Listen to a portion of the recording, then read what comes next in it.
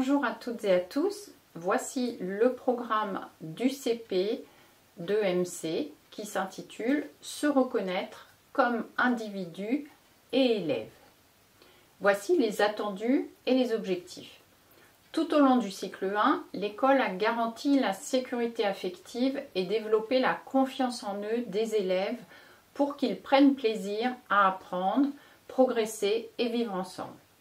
Au cycle 2 et particulièrement au CP, l'école renforce une première acquisition du respect d'autrui et de la vie en société en permettant à l'enfant de trouver sa place comme personne singulière et comme élève au sein d'un groupe. Au CP, le MC aborde une première approche des notions de liberté et d'égalité. Chaque enfant apprend à se comporter comme un élève en développant son identité dans le respect de soi, des autres et des règles collectives. Tout d'abord, la connaissance et la maîtrise de soi. La notion abordée est la liberté. Les contenus d'enseignement sont les suivants. Comprendre ses émotions et ses sentiments, leur origine et leur manifestation, trouver les réponses appropriées aux besoins exprimés, consolider sa confiance en soi, acquérir une estime de soi.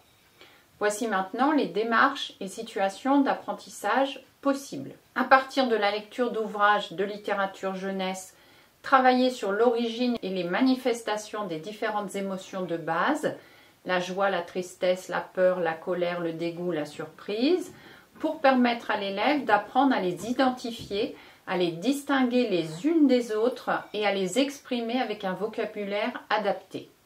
Il accède ainsi à une meilleure compréhension de lui-même et de sa relation avec les autres. Développer une aptitude à l'empathie qui permet la bienveillance dans la relation humaine, l'harmonie avec autrui, à travers par exemple le visionnage de courtes vidéos ou la mise en scène de scénettes, les élèves apprennent à déchiffrer les signaux non verbaux, le son de la voix, l'expression du visage, afin d'adopter la meilleure réaction pour entrer en contact avec les autres de manière appropriée. Lors de discussions réglées autour d'un album de littérature jeunesse, les élèves apprennent à écouter, à poser des questions, à distinguer ce qu'un autre dit ou fait de leur propre réaction et jugement. Voyons maintenant les règles collectives et l'autonomie. Donc les notions abordées, on a tout d'abord les droits et devoirs de l'élève, l'égalité, la responsabilité. Comme contenu d'enseignement, il s'agit de s'approprier les règles de l'école, droits et devoirs pour soi-même, son propre bien-être et sa propre sécurité. Quelles sont les démarches et situations d'apprentissage possibles? Présenter explicitement les règles de l'école conduit les élèves à s'interroger sur leurs droits et devoirs dans cet espace partagé. L'élève comprend et adopte un comportement responsable et approprié aux situations vécues dans les différents temps et espaces de l'école.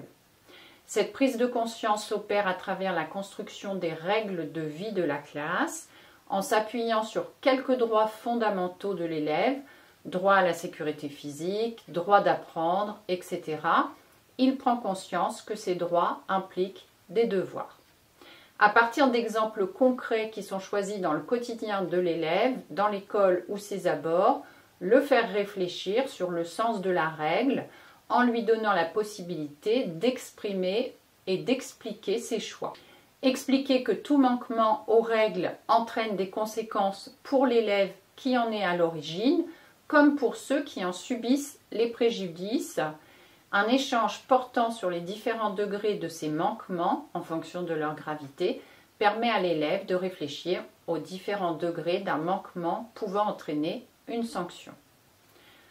Comme autre contenu d'enseignement, il y a également respecter les différents adultes de l'école en identifiant leur rôle, développer son autonomie, prendre des initiatives personnelles et faire des choix sans crainte de se tromper. Maintenant les démarches. Faire comprendre que le respect des règles garantit la sécurité de l'enfant, l'autorité des adultes dont chacun exerce un rôle déterminé lui permet d'adopter une conduite appropriée et de les solliciter selon ses besoins. Présenter la règle non pas seulement comme une contrainte, mais aussi comme une protection qui procure à l'élève le sentiment de sécurité dont il a besoin pour apprendre et s'épanouir en collectivité, tout en offrant la possibilité de prendre des initiatives. Elle contribue au développement de son autonomie. Faire saisir aux élèves le sens et l'utilité des règles en collectivité. Respecter les règles est une condition essentielle pour prendre des initiatives et agir de façon autonome sans nécessairement attendre l'autorisation de l'adulte. Alors, nous avons également comme contenu d'enseignement identifier les risques et les dangers de son environnement immédiat et adopter un comportement adapté. Il s'agit là de l'attestation de première éducation à la route APER. Ensuite, autre contenu d'enseignement, respecter les équipements de la collectivité, condition du partage des biens communs. Au niveau des démarches, le respect des biens et des équipements de la collectivité permet à l'élève d'en disposer et d'être dans un environnement sécurisé. Élargir cette perspective, ce qui est vrai pour lui, l'est aussi pour les autres. L'initier à la distinction entre propriété personnelle et collective. Au niveau de l'EDD, l'aider à comprendre le respect qui est dû à l'environnement et au vivant, des espaces familiers aux espaces plus lointains qui sont des biens communs, aborder la question du respect dû aux animaux de compagnie. Nous avons une autre notion, les droits de l'enfant, avec savoir que les enfants ont des droits, donc la Convention internationale des droits de l'enfant de 1989, et au niveau des démarches, aborder les droits de l'enfant par des extraits choisis de la Convention internationale des droits de l'enfant donne à l'élève la possibilité de comprendre que sa protection dépasse le cadre national comme celui de l'école et que chaque enfant, sans distinction, a des droits. Autre sujet, les règles d'hygiène et l'exigence d'intimité. Les notions abordées sont l'identité et la dignité. Les contenus d'enseignement portent sur avoir conscience de son intégrité, connaître et appliquer les règles élémentaires d'hygiène personnelle, connaître et respecter les règles élémentaires de l'intimité personnelle. Au niveau des démarches et situations d'apprentissage possibles, à partir de situations réelles ou fictives, développer le respect par les élèves de leur propre corps et de leur intimité, en abordant la notion d'intimité et de droit à la vie privée, le droit à la sécurité et à la protection, l'égalité entre les filles et les garçons, en lien avec l'éducation à la vie affective et relationnelle. Autre chapitre, être élève à l'école de la République. Les notions abordées, donc, c'est la République. Au niveau des contenus d'enseignement, identifier le drapeau français et reconnaître la Marseillaise. Les démarches et situations d'apprentissage possibles.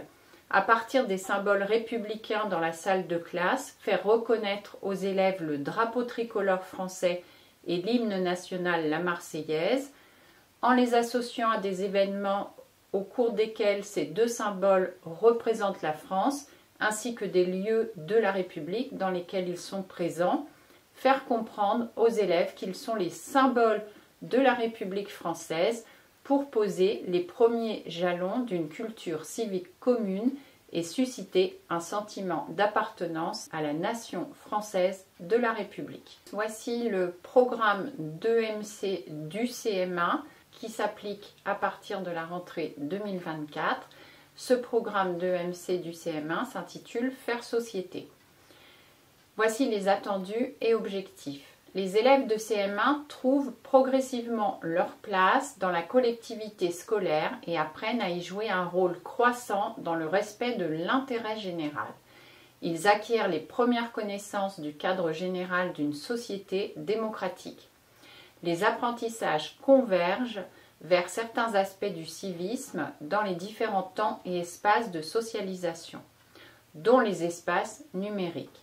Il s'ouvre ainsi à la compréhension des notions de fraternité et d'égalité. Voici le premier thème, civisme et citoyenneté. Première notion abordée, le civisme, avec comme contenu d'enseignement, définir le civisme, action d'un individu en fonction du bien public dans le respect des règles. Au niveau des démarches et situations d'apprentissage possibles, sensibiliser les élèves à l'engagement individuel et collectif en s'appuyant sur des exemples concrets. Au niveau de l'EDD, prendre en charge des aspects de la vie collective et de l'environnement en développant une conscience civique et écologique, en partageant harmonieusement des lieux de vie et en respectant l'environnement. Deuxième notion, la sobriété numérique, avec comme contenu d'enseignement aborder des exemples de comportements civiques dans la classe, l'école, dans la vie quotidienne, en ligne et en faveur de l'environnement. Voici les démarches et situations d'apprentissage possibles. Reconnaître des situations de danger, alerter et mettre en sécurité, APS, APR.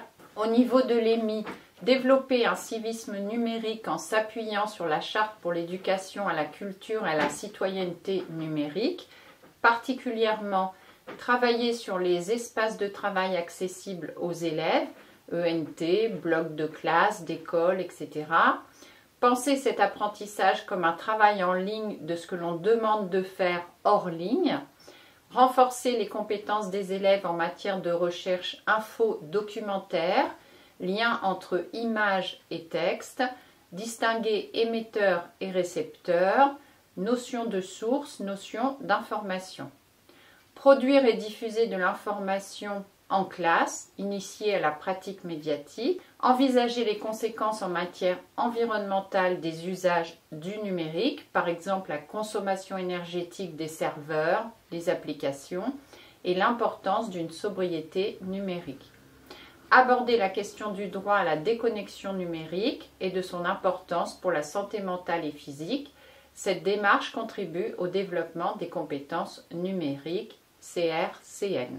Nous avons ensuite les incivilités. Il s'agit de connaître et appliquer les règles de civilité, les identifier, comprendre pourquoi elles nuisent à la vie en commun.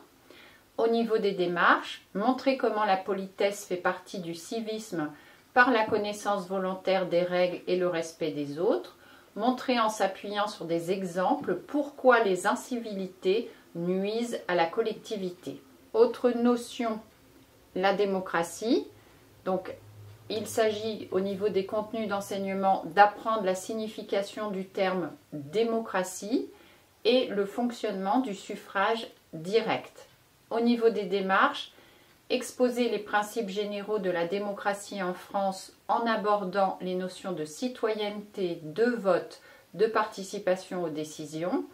Expliciter les articles 3, 6 et 16 de la Déclaration des droits de l'homme et du citoyen.